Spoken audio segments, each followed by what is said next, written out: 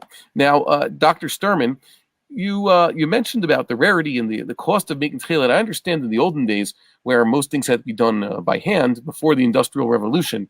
But since then, we've come up with ways, for example, fishing. We could go out to the sea. We have large fishing boats. We have canneries. I would hope that perhaps the production of Tekhelet can be on a mass scale and thereby, I wouldn't say cheapened, but certainly the costs have been reduced. Do you use any technological means to mass-produce Tekhelet, or is it still done mostly by hand like it was in the olden days?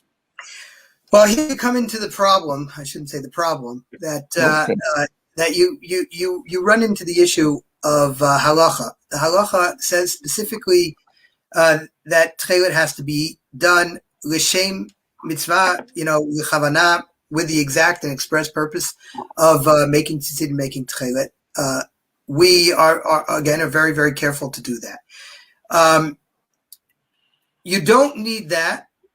You don't even need Jews to be collecting the snails, to be breaking open the snails, to be preparing the dye bath. You don't need any. You don't need any specific anything specific for that. But when it comes to the processing of the wool and the dipping of the dye of the wool into the dye, from those moments on, everything has to be done with the express purpose by hand and for the mitzvah of tzitzit. We are always trying to figure out ways that we can improve the process and that we can make it more efficient.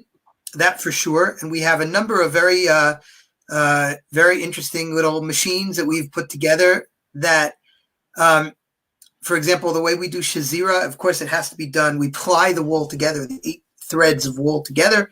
We do that by hand, but not, we built a nice machine that can do 8, 10, 12 of them at the same time, but it's still all done by hand. So we do have efficiencies. We've run into problems along the way. So, for example, if you were dipping and dyeing indigo, the best way to do it in the world is to dip, take it out, dip, take it out, dip, take it out. We can't do that again. Remember, the halacha told us that those could be problems of marasheni. We also thought about doing a pump that would constantly be circulating the dye water, pumping it through the matrix wool. However, we weren't sure, and the rabbis that we consulted were not sure if this would be a problem with hand dyeing.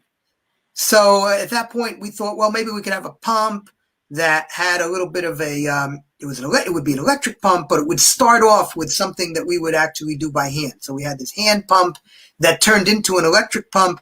And of course, you can imagine the comedy that ensued when all of these, contraptions that we were making exploded on us, and we're all covered in blue and purple. So, but we're always trying to see if we can somehow or another find the right combination between the correct technology, the right efficiencies, good machinery, but at the same time keeping as best as we can, more than as best as we can. We have to keep to the exact letter of the halacha in the most stringent way, as I spoke about before.